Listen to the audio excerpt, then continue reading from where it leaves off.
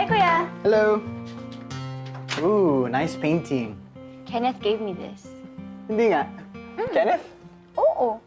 Siya lang naman yung magaling mag-drawing sa Trops eh. I know, but it's not his usual style. Si Kenneth kasi, he's more of an abstract painter. Kahit nga si Pia dati, hindi naman niya ginawa ng painting. Talaga? O sige, mauna na ako. Okay. Start school. Bye! Ingat. Bye, Kuya.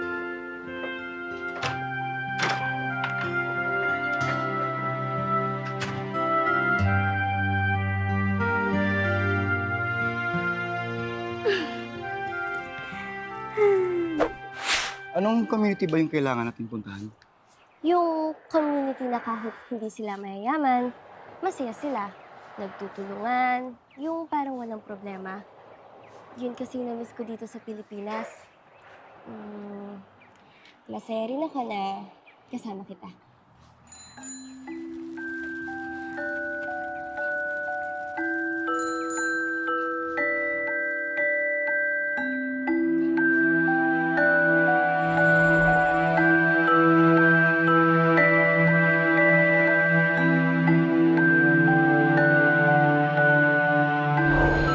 Kenneth, Anong sabi mo? preoccupied ka ano yung iniisip mo. Wala naman. Ang sabi ko, masaya ako. Masaya ako na walang pressure kay daddy dito. Masaya rin ako na kasama ka.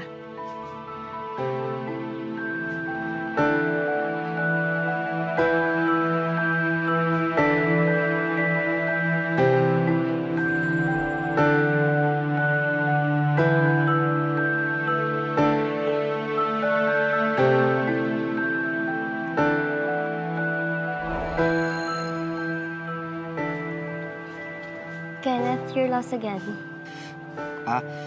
Sorry. Isip ko lang yung project ko sa next class ko. Busy ka pala. Sana sinabi mo para hindi na ako nagpasama. Okay lang ba ikaw lang muna? May kailangan lang kasi akong gawin eh. I guess. Sige, magkita na lang tayo mamaya sa campus nyo. Nakipag-partner kasi ako sa literacy training service program sa school. Naisip ko na maganda magturo dito sa lugar ni na Momski. Sure ka okay lang? Okay, I'll be fine. Sige na. Sige na. See you later.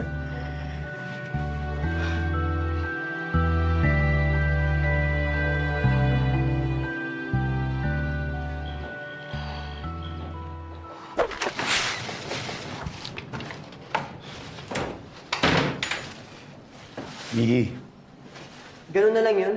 Pagkagaling mo kay Pia, dito ka naman yung kay Taki. Kamusta lakad yun ni Pia? okay lang.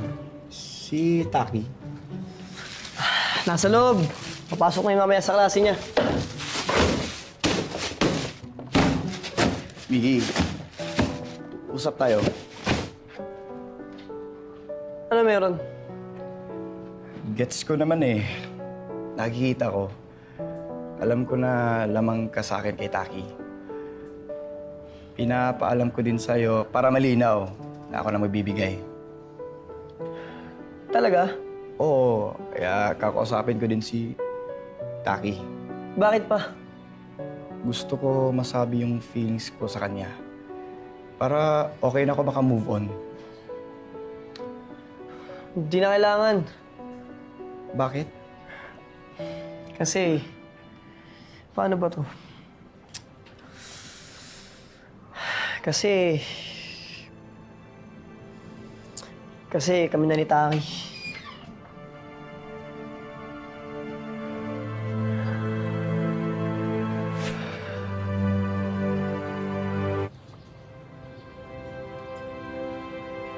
Sila na kaya talaga ni Taki?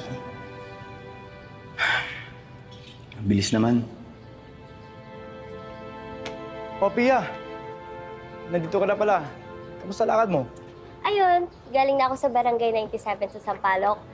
Ang daming tao, tapos mainit, pero masaya. Tignan mo nga, nakapunta pa ako sa hotel para makapagpalit. Ikaw, tapos na ba yung class mo? Break lang. Oh, nakausap mo na ba yung admin ng LTS? Oo, nakausap ko na. Dami yung requirements eh. Titignan pa doon nila yung schedule nila. Sana pumayag sila. Kung hindi, Kung hindi, iisip na naman ako ng panibagong project para sa community. Inisip ko nga na magturo na lang ako sa mga kids sa community. Kasi di ba karamihan sa kanila hindi pa nakapag-school? Ay, sana matuloy. Pia, everything will be okay. What time mo daw malaman yung sagot? After lunch daw, may meeting pa daw kasi yung admin nila eh. Hindi ko na nga alam gagawin ko how to kill time.